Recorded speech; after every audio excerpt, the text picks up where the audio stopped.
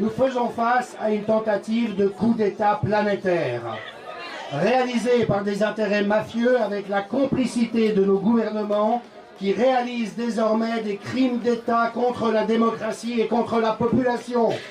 L'OMS est financée aujourd'hui à 80% par des intérêts mafieux, par M.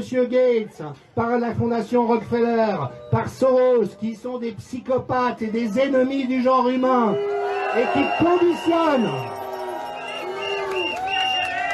conditionnent leur financement au fait que l'OMS accepte d'imposer leur agenda totalitaire, qui n'a été décidé par aucun peuple, qui n'est l'objet d'aucun contrôle démocratique et qui est profondément ennemi du genre humain.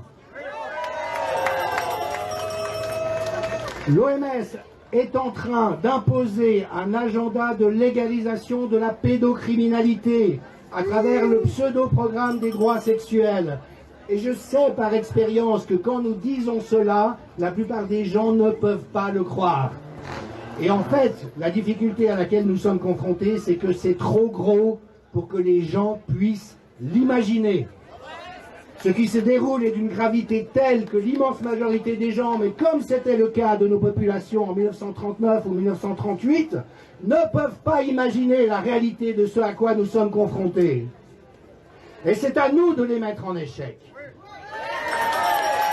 Et nous devons les harceler sans relâche, aller devant les ministères, devant les organisations de santé, devant les organisations internationales, en disant « Vous n'y arriverez pas, nous vous traînerons devant la justice, et si la justice aujourd'hui est trop corrompue pour appliquer les lois, nous ferons ce qu'il faut pour la changer et veiller à ce que vous terminiez là où vous devez terminer, derrière les barreaux !» C'est maintenant que les choses se jouent. Si nous échouons les prochaines étapes, nous sommes partis pour des décennies de dictature et de dystopie. Ce qui nous a été infligé pendant 3 ans ne figure dans aucun plan pandémie au monde. Il y a un seul document qu'il avait prévu.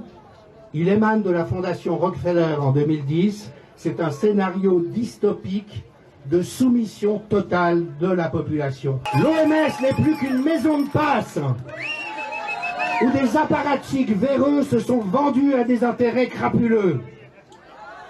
Bien sûr, ils ont la violence d'État. Les journalistes, de manière immonde, ont renoncé à faire leur travail. Ils maintiennent la population dans une fiction totalement fausse. Et croyez-vous que nous allons nous laisser faire? Non!